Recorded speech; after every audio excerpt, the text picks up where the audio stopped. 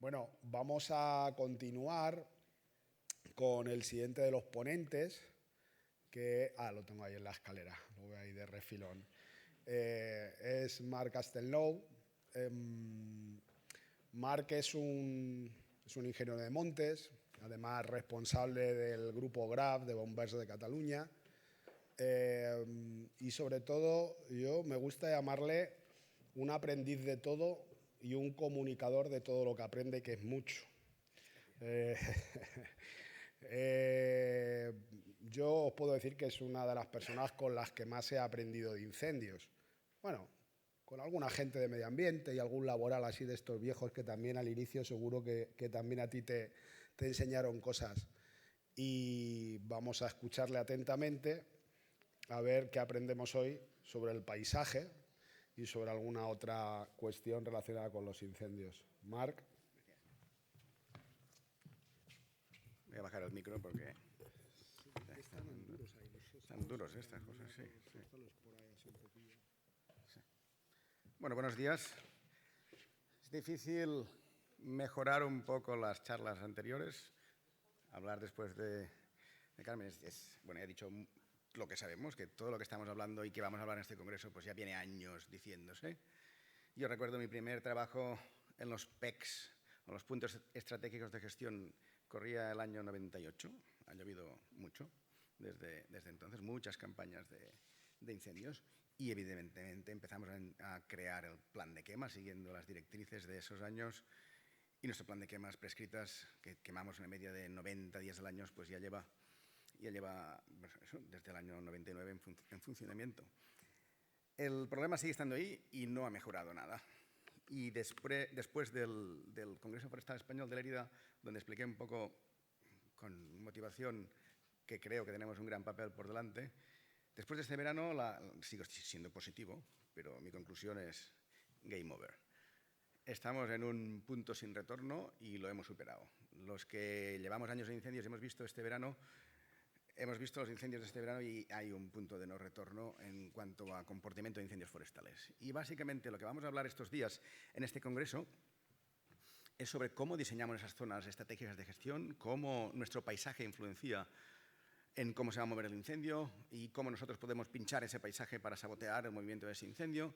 O sea, todo ese conocimiento se basa en un conocimiento de incendios que lamentablemente, y ya podemos confirmar, debido a lo que venimos diciendo, la acumulación de combustible, debido a lo que venimos diciendo de ese cambio climático, que no es que nos haya cambiado el régimen de incendios forestales, sino que está cambiando el propio comportamiento de incendios forestales. La física del comportamiento de incendios forestales está en evolución. Y uno dice, ¿qué está diciendo este hombre ahora? Bueno, nosotros estamos viviendo en un mundo de incendios de unas intensidades, ya lo ha dicho Joaquín, ahora vivimos en un mundo de incendios de otras intensidades. Y estos incendios no se mueven igual. Y eso es un poco lo que vinimos a explicar en el Congreso del Fire Ecology, que se hizo en Florencia hace 2 o 3 semanas.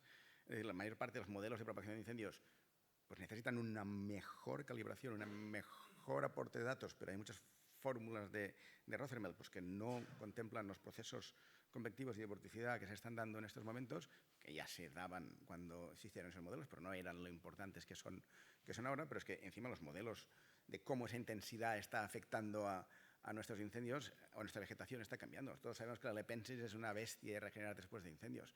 Pues está fallando, igual que está fallando el lodgepole pine. Y los dos son especies serotinas, perfectamente adaptadas a esa intensidad, pero no a esa tremendamente alta intensidad que llega a esterilizar esas piñas serotinas. O sea, estamos en un mundo donde todo es muy móvil y entonces la investigación es todavía mucho más necesaria. Y estamos de suerte porque hay pocos países en el mundo donde haya el nivel de investigación que hay aquí en España, el nivel de experiencia operativa que hay aquí en España y sobre todo eso tan español de la capacidad de autocrítica y de matarnos o sacarnos los ojos entre nosotros. Pero eso es bueno para competir en sacar cosas adelante. Bueno, el mundo de la meteorología, no voy a ir más allá en eso. Estamos en un cambio climático y sobre todo Europa y sobre todo nosotros estamos en medio del impacto importante. Un número claro, 94, peor año de incendios en el Mediterráneo español, 32 días por encima de los 30 grados. Año 2021, 78 días por encima de los 30 grados. Año 2022, 128 días por encima de los 30 grados y contando. Ayer y anteayer subimos 30 grados en Cataluña. O sea que hablando de datos del noreste español, Cataluña, pero es realmente un cambio brutal y eso hace que nuestra vegetación esté estresada porque su mundo ya no es el mundo donde nació y esta vegetación tiene que cambiar y lo va a hacer a base de perturbaciones. Y los incendios forestales son perturbaciones, pero nosotros seguimos creyendo en el dogma de que lo que importa es el combustible, la carga de combustible. Este gráfico es un gráfico de intensidades de... A ver si tengo un láser por ahí. No sé. Eso, las intensidades de vegetación en kilovatios por metro, y eso tenéis ahí las diferentes cargas de combustible a lo largo de un día. Esa línea de 10.000 kilovatios metro, este gráfico es muy viejo, es del 2009, lo hicimos con el Bieber por el episodio del Black Saturday, donde 173 personas murieron, que lo nombraba Joaquín también. 10.000 kilovatios metros es el límite de supervivencia en extinción de incendios. Supervivencia. O sea, más allá de esa intensidad, un bombero forestal no va a poder sobrevivir. O sea, no es que es una cuestión de medios de extinción. No. Si superamos esa intensidad, no hay capacidad de extinción, independientemente de que tengamos un portaaviones aparcado en el puerto con 60 hidroaviones ahí delante. No vamos a poder apagar o atacar ese incendio directamente. Y fijaros en qué cantidad nuestro incendio supera esa intensidad. Llegamos a los 90.000 kilovatios metro. Este verano en la urbanización en Cataluña de Pont de Vilomara, que quemó 52 casas, superamos los 122.000 kilovatios metro. O sea que la cosa va para mucho. Pero esa carga, esa energía, esa emisión es proporcional al poder calorífico de nuestros combustibles y a la carga de ese combustible en nuestros montes. Con lo cual tenéis que cargas de 30 toneladas por hectárea llegan a 90.000 kilovatios metro, pero cargas de 10 toneladas por hectárea no llegan a la intensidad de supervivencia. Con lo cual la conclusión es obvia. Es decir, si no hay suficientemente combustible, por mucho que haya la peor meteorología de la historia, no va a haber la liberación de energía que imposibilite mi capacidad de extinción. Con lo cual, todo nuestro esfuerzo tiene que ir a esa gestión de combustible. Y ahí es donde se apuesta a los PECs, a la gestión estratégica de combustible, si no podemos gestionar todo ese territorio. Bueno, ese es el dogma, pero ese dogma os lo voy a poner en duda, porque creo que es importante en unas jornadas como las que tenemos hoy. Ese es el análisis de las intensidades en Cataluña el año pasado. Fijaros, tenemos dos distribuciones, la azul y la naranja.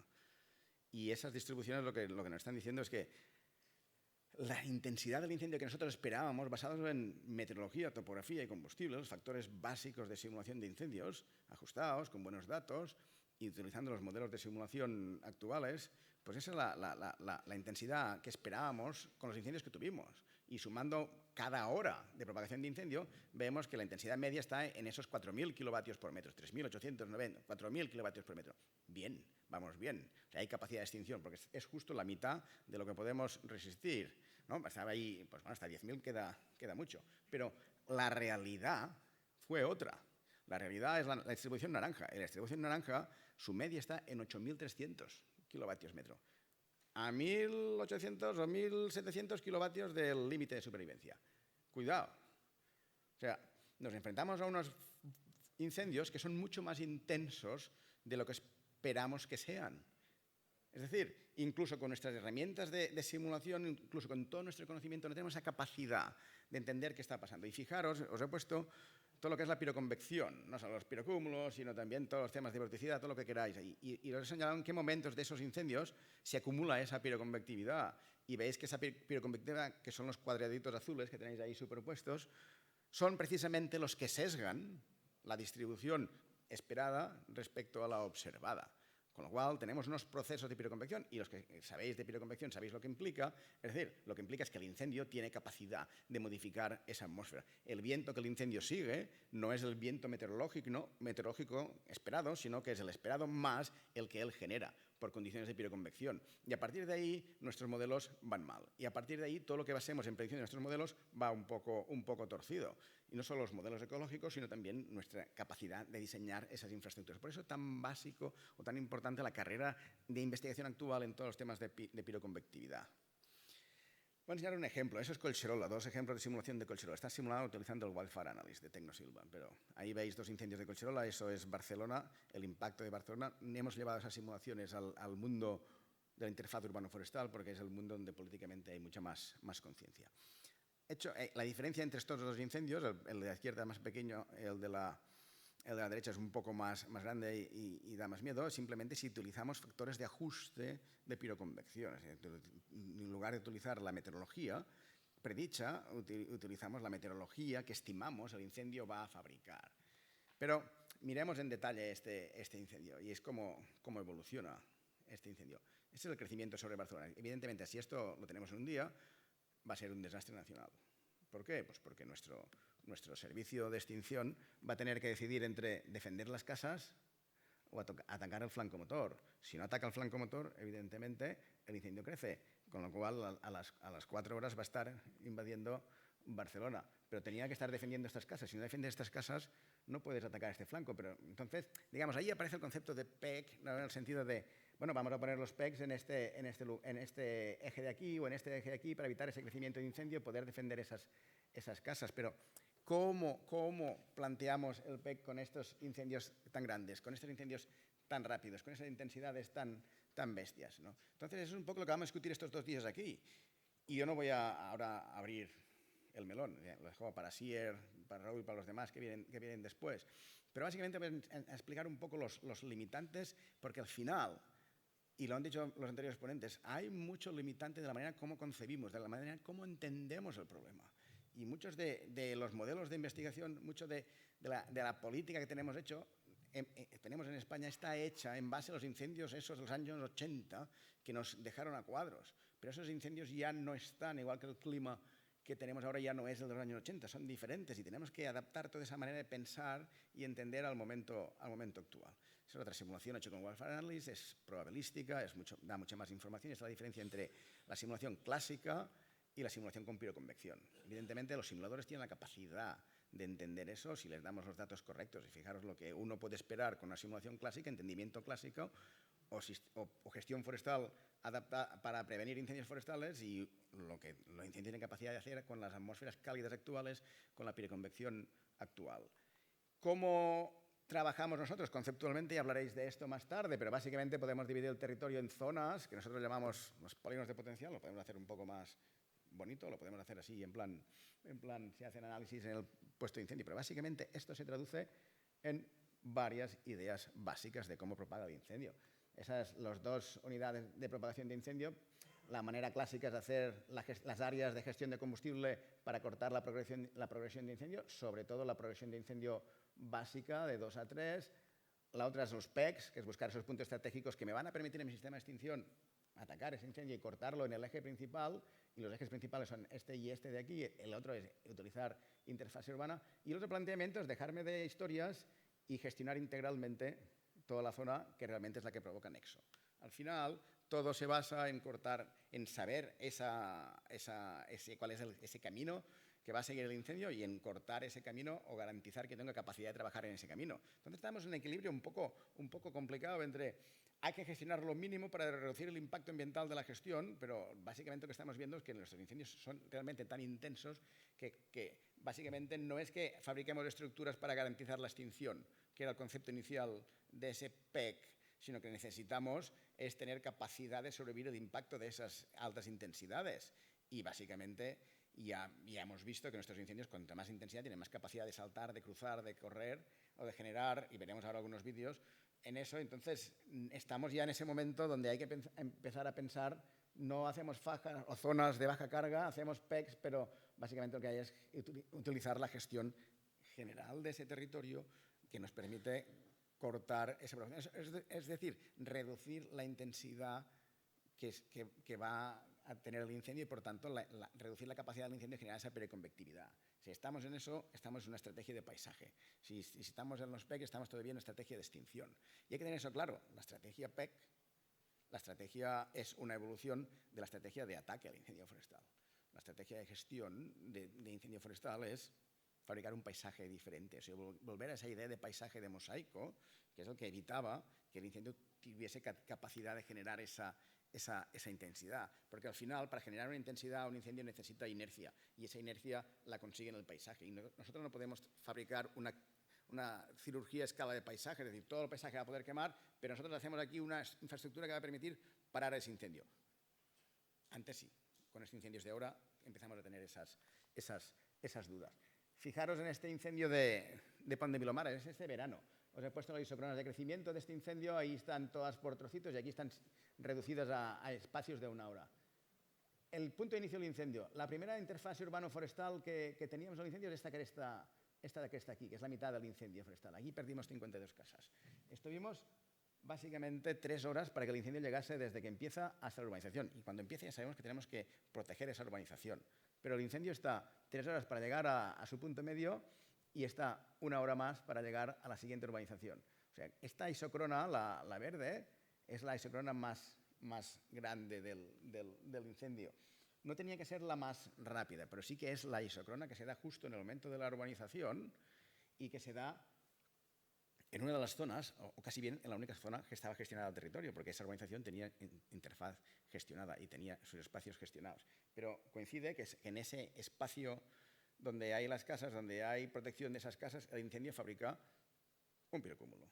Y ese incendio, en ese momento, aumenta su velocidad del viento, cuando el entorno no lo hace, pasa de vientos de 10, 12 a vientos de 48, 54 medidos.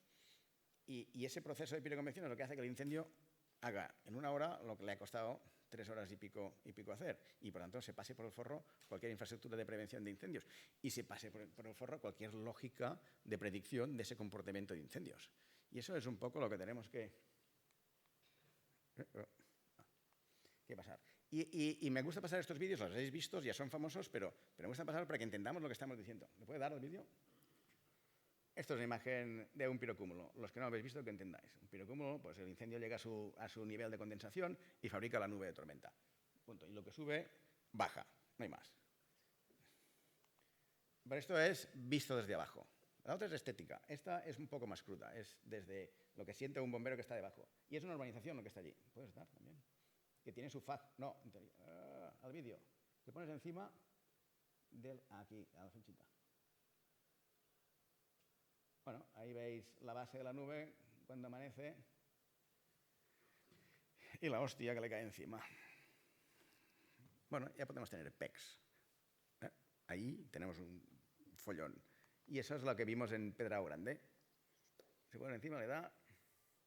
O sea, cuando hablamos de piroconvección hablamos de que el incendio no es un frente de llamas que propaga e impacta sobre una zona de baja carga de combustible. Hablamos de procesos a gran escala donde el incendio puede realmente precipitar sobre zonas. Ahí tenéis el incendio que está bajando, ahora va a girar a izquierdas, esperábamos ese giro a izquierdas, esperábamos que este incendio fuese duro, pero llegada la noche tendría que disminuir y nadie esperaba lo que viene ahora. Fijaros en la base de la columna que va a empezar a bajar, bajar, bajar, hasta que se cae sobre el suelo y lo ha encendido todo. Señores, si alguien está diseñando paisaje para prevención de incendios, si no entiende esto, lo que está haciendo es nada. Y esto son los 40 años que decía Carmen que no hemos pasado hablando de lo mismo, sin hacer nada. Repitiendo DAFO sobre DAFO y repitiendo estrategia sobre estrategia sin financiar nada. Y ahora nuestros montes han cambiado tanto de intensidad que tenemos que repensar esta estrategia. Y estamos aquí, cuando ya llevo 33 campañas de incendios, a hablar de los PECs y cómo sentamos los principios, que es básico. Porque si no los principios no construiremos un edificio. Pero después de sentar los principios tendremos que pensar esta nueva generación de incendios. Y el problema este verano ha sido más evidente. Si le das a este vídeo, vais a ver cómo este incendio que está avanzando en dirección, digamos, estamos filmando desde el flanco, vais a ver la cabeza del incendio y veis los focos secundarios en el lateral de ese incendio. Esto es el flanco del incendio. La cabeza se está yendo hacia allá, pero fijaros en la vorticidad de esa columna, cómo está girando, y fijaros en la cantidad de paveseo que llega a esta columna dentro, y vais a ver, cuando vuelva a enfocar la cámara, que todo está sembrado de focos secundarios. Se llama el ensanche lateral por focos secundarios de un incendio, que es fruto de una vorticidad, ahí lo veis. Y eso ahora va a ser succionado hacia dentro del incendio, generando una gran superficie en llamas, sobre cereal. Pero una gran superficie en llamas es mucha intensidad que va a esa atmósfera. Y señores, ya me diréis lo que queráis, pero esto, quien no lo quiera entender, que no es nuevo, lo hemos visto otras veces, pero si lo quieres entender, esto es un disparo al pie del mundo de la extinción de incendios. ¿Por qué? Porque con este proceso de vorticidad lateral, ¿quién va a flanquear esos incendios? ¿El sistema de extinción? ¿Va a tirar manguera? ¿Va a hacer línea de defensa? ¿Va a pasar con el bulldozer? ¿Va a ser una quema ensanche? No van a hacer nada. Esto es lo que decía el game over. La vorticidad no solo son pirocúmulos, sino que es todo el Cristo que se genera a los lados. Y esto es un poco, se le da al vídeo un detallito pequeño de un incendio que llega a una cresta y tendrá que bajar, pero con la vorticidad va tirando los focos secundarios en el descenso, con lo cual realmente en lugar de bajar está subiendo. Bueno, estos procesos no están en esos modelos de simulación. Hay gente que está haciendo esfuerzos importantes en ponerlos ahí dentro, pero esto es jaque mate a nuestro trabajo. Y esto para el sistema de extinción quiere decir esta imagen. ¿Me da el vídeo? Bueno, esto es un camión de bomberos con su sistema de agua en los cristales para no freírse vivos en una pista en las landas francesas este verano, cuando ellos estaban esperando la cabeza de un incendio, un frente de llamas estrecho, y se encuentran, con lo que habéis visto antes en la imagen, una superficie súper ancha en llamas. Y esa superficie súper ancha en llamas, la faja de baja carga de combustible le va de maravilla para sembrarla y generar eso que veis ahí. Con lo cual, señores, tenemos que pensar. Y todo esto va ligado al aumento de la velocidad ascendente de nuestras columnas convectivas. Atmósferas más cálidas tienen mucha más altura de capa límite, con mucha más velocidad ascendente. Y tenéis gráficos de medidas con sondas de velocidades de ascenso. Esto de arriba es velocidad de ascenso, lo tenéis ahí en metros por segundo, de diferentes columnas de incendios, y esto de abajo es humedad en esas columnas. Fijaros que las columnas más rápidas y más altas son las que tienen más humedad en la parte alta. Es decir, son las de condensación, son las de convección húmeda, comparadas con los incendios clásicos secos. Estos de aquí, incendios de columnas convectivas secas, son los incendios clásicos. Multiplican por 3, por 5 la velocidad del viento. Pero esos de ahí son convección húmeda, que son esos pirocúmulos que tanto nos asustan, pero que dicen, no, son nuevos. Y los habíamos visto, pero ahora sabemos lo que implican y los vemos mucho más a menudo. Y lo que quieren decir esos es que es mucho más viento, mucho más rápido, verticalmente, con lo cual un viento vertical quiere decir mucho más viento horizontal. Y ese viento horizontal es un incendio mucho más ancho, mucho crecimiento vertical, con mucho viento perpendicular horizontal, mucha más vorticidad, mucho más ensanche. Tenemos que entender ese cambio de comportamiento de incendio. Ahí tenéis, cuando volvemos a ligar lo que hemos visto al principio con lo que hemos visto ahora. El problema de incendios es debido a la carga de combustible. Sin carga de combustible, por mucha meteorología, no tendremos nada. Ahí veis el problema de la carga de combustible y los vientos verticales. Eso es viento vertical. Y veis que 5 kilovatios por metro cuadrado genera esto, 20 esto y 50 eso. Estos gráficos son muy importantes. ¿Por qué? Porque vienen a confirmar que el problema sigue siendo de carga. Por mucho que meteorológicamente tengamos atmósferas altas y por mucho que meteorológicamente tengamos atmósferas mucho más cálidas, sin radiación en superficie no tendremos velocidades significativamente difíciles. O sea, 10 metros por segundo son 40 kilómetros por hora de viento. Es mucho viento general por una columna convectiva seca. Incendios años 80-90.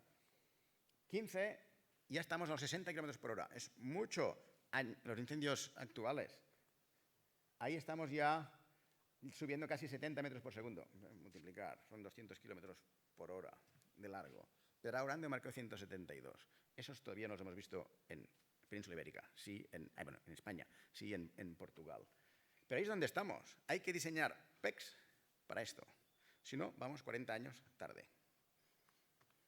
Y este es el gráfico que hemos sacado ahora, que básicamente correlaciona la velocidad vertical con el cambio de la velocidad del incendio observada con la velocidad del incendio que esperas. Cambios de hasta 20 veces la velocidad observada superior a la velocidad esperada. Esto solo es posible con cargas de combustible sobre un paisaje. Y si ese paisaje no tiene esa carga de combustible, eso no va a ser. Con lo cual, ya no estamos en un momento de hacer actuaciones puntuales pequeñas, que sí que hay que hacerlas. No he venido aquí a decir que el Congreso no sirve, es necesario y tenemos que hacerlas, pero tenemos que hacerlas en un marco de un mosaico a gran escala. No podemos recuperar el mosaico agrícola forestal con la economía circular porque ya no tenemos esa sociedad agrícola para esa actividad, pero sí que hay que empezar a hacer gestión forestal a gran escala. Es decir, el mensaje es, no podemos hacer PECs, solo PECs para apagar incendios. O sea, los PECs serán para proteger el sistema de extinción que va a apagar el incendio, pero hay que gestionar ese paisaje a gran escala para garantizar que los PECs dan capacidad de extinción.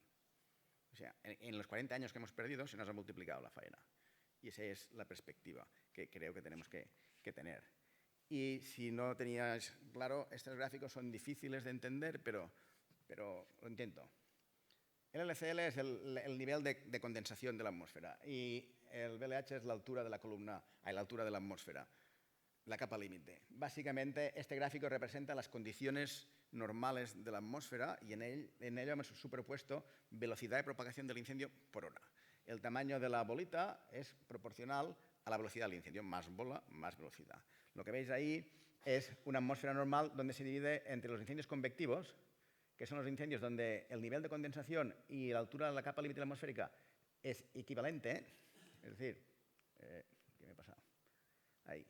Si 1000 es 1000, 2000 es 2000, 3000 es 3000, es decir, estos incendios convectivos, incendios en días que se pueden generar tormentas. Entonces el incendio utiliza esos días para generar esas tormentas de fuego que hasta ahora conocíamos. Y después están los incendios conducidos por viento, donde la atmósfera, digamos que la capa límite atmosférica es mucho más bajita que el nivel donde está condensación, con lo cual el incendio nunca puede condensar. Esa es una convección seca, la convección que conocíamos. Y fijaros que son tan rápidos o más rápidos que los de convección húmeda. Es decir, estamos aquí, lo que vemos en la atmósfera. Pero si realmente aplicamos la energía emitida por estos incendios, lo que vemos es que la atmósfera modificada por el incendio realmente se sitúan todos en convección húmeda, lo cual es una mala noticia. O sea, las condiciones actuales atmosféricas y de cambio climático que tenemos encima nuestro hacen que los incendios de convección seca puedan aproximarse a los de convección húmeda, o sea, aumentar su velocidad. Con lo cual, todos los incendios actuales están en el rango de esa piroconvección y esa vorticidad, con lo cual estamos en una situación, digamos, de jaque mate. Si no bajamos intensidad a escala de paisaje, el incendio tiene capacidad de cambiar la atmósfera, no de generar procesos puntuales, sino de cambiar esa atmósfera en globalidad y ser un incendio que se mueve por piroconvección. Lo que decía Rothermel de ahí, los wind-driven y los plume-driven, actualmente los tenemos los plume-wind-driven, que son los conducidos por columna convectiva que fabrica el viento, que es el que mueve ese incendio.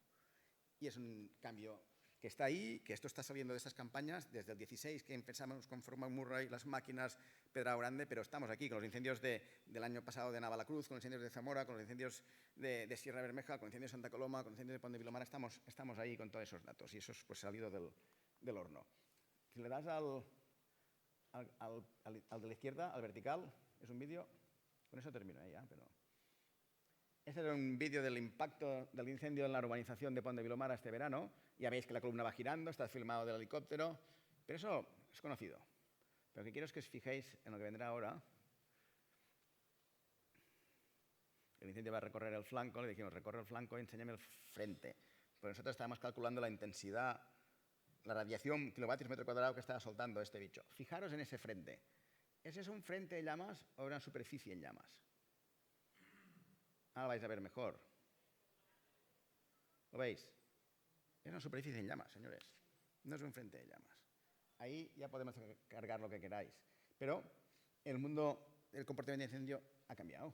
Y con ese cambio nuestros modelos también han cambiado. Y cuanto más atrás vayas, verás que el incendio se estrecha y de repente va a ser un frente normal como el de toda la vida. Ahí lo veis. Es un frente normal como el de toda la vida. Pues bueno, fácil de apagar sin problemas si es que hay recursos allá. Le das al otro vídeo. A verla, por favor. Y esto es un PEC en Solsona a las 18:30 de la tarde. Ya veis. Es una zona que el incendio tiene suficientemente inercia como para plantarse, cruzar perfectamente y sin más problemas. Ese PEC diseñado por nosotros, mentalidad hace 20 años, pues los incendios actuales dicen no los veo. Cambio de mentalidad de PEC. Una imagen. El incendio simulado, 90.000 hectáreas. El incendio del Parque Natural de Montsant Prades. Sale del río Ebro, se planta en Tarragona y Reus.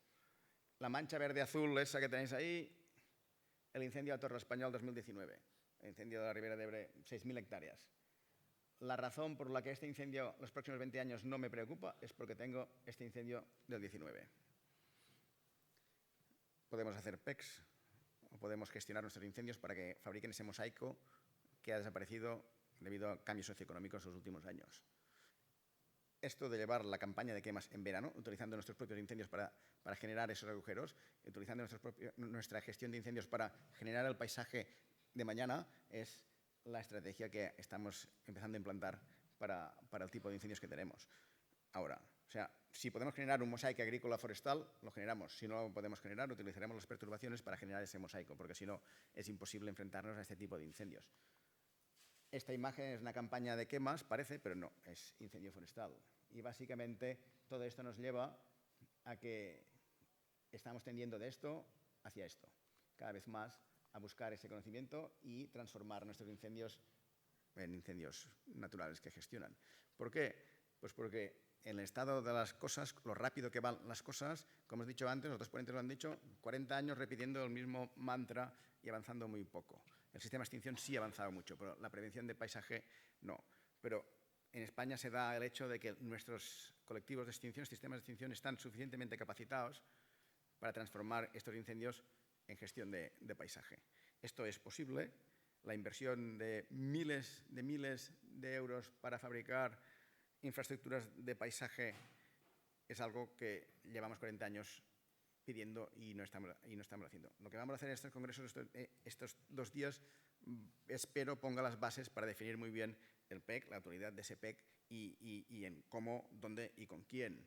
Pero si no actuamos, la única alternativa que nos queda es trabajar este camino que, por falta de gestión forestal, los dispositivos de extinción ya estamos empezando a actuar. No porque queramos, sino porque el comportamiento de incendios está cambiando. No porque haya un cambio climático, sino porque ese cambio climático se ha encontrado un paisaje con una gran carga de combustible. Con lo cual, tenemos un paisaje con carga de combustible que se mete de lleno en un cambio climático y que genera un tipo de comportamiento de incendios, con lo cual el sistema de extinción no puede. Y la única manera de poder es o cambiar el paisaje o cambiar la manera de extinción para con ello cambiar el paisaje. Nosotros decidiremos qué camino seguimos, pero con mirada crítica los caminos están claros y lo que hay que declarar ya es el final de la era de la extinción. Estamos en la era de la gestión forestal, porque lo de apagar incendios lo hicimos en los años 80, 90 y la primera década del siglo XXI y nos lo pasamos muy bien, pero ya está, no hay más recorrido. Gracias.